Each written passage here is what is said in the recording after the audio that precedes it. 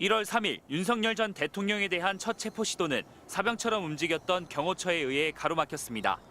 차벽을 쌓고 몸싸움도 마다하는 경호처의 체포방해는 김성훈 경호처 차장이 진두지휘했습니다. 네, 누구 지시로 관저진이 막았나요? 대통령 지시인가요? 지시가 아닙니다. 법률에 따라 경호 임무 수행을 한 겁니다. 이렇게 김성훈 차장을 움직인 건 윤석열, 김건희 부부 아니었겠느냐는 게 경찰의 의심입니다. 윤 전 대통령은 경호원들이 총을 쏠 수는 없냐고 물었고 김건희 여사는 윤 전 대통령 체포 이후 총 갖고 다니면 뭐하냐고 질책했다는 내부 진술까지 나왔기 때문입니다. 그러나 진술을 뒷받침할 물증 확보도 김성훈 차장이 지휘하는 경호처가 번번이 가로막았습니다. 오늘도 마찬가지였습니다. 압수수색 진행 안 되고 있는 상황인가요? 지금 아직 대기 중이에요. 경호처에서 맡고 있는 건가요? 아니, 아직 협의 중이에요.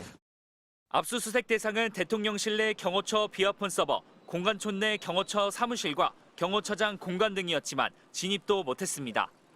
경호처는 경찰이 요청한 자료 가운데 자신들이 선별한 일부 자료만 임의로 제출하겠다고 버텼습니다.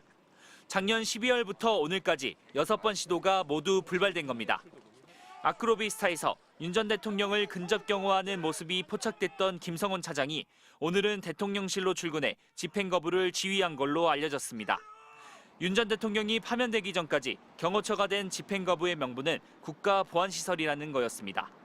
하지만 보안시설이라도 국가의 중대한 이익을 해하는 경우가 아니라면 책임자는 승낙하도록 돼 있습니다. 윤 전 대통령이 파면된 지금 압수수색을 허용하거나 불허할 수 있는 그 책임자는 한덕수 권한대행입니다. 하지만 경호처는 오늘 거부 사유는 뭔지 책임자가 불허한 건지에 대해서는 명확히 밝히지 않고 있습니다. MBC 뉴스 고병찬입니다. 이상민 전 행정안전부 장관은 비상계엄 선포에 앞서 대통령 집무실에서 단전 단수가 적힌 문건을 봤다고 했습니다. 종이 쪽지 몇 개를 좀 멀리서 이렇게 본 게 있습니다. 소방청 단전 단수 이런 내용이 적혀져 있었습니다.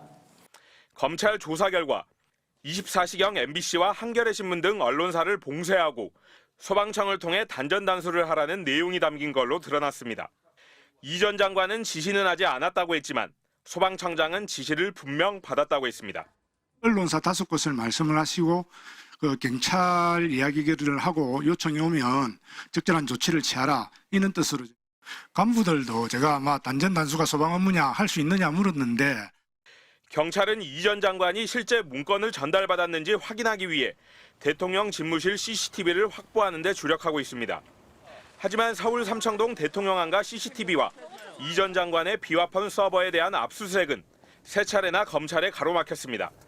비상계엄 다음 날인 4일 이상민 전 장관은 박성재 법무장관, 김주현 대통령실 민정수석, 이완규 법제처장을 대통령 안가에서 만났습니다.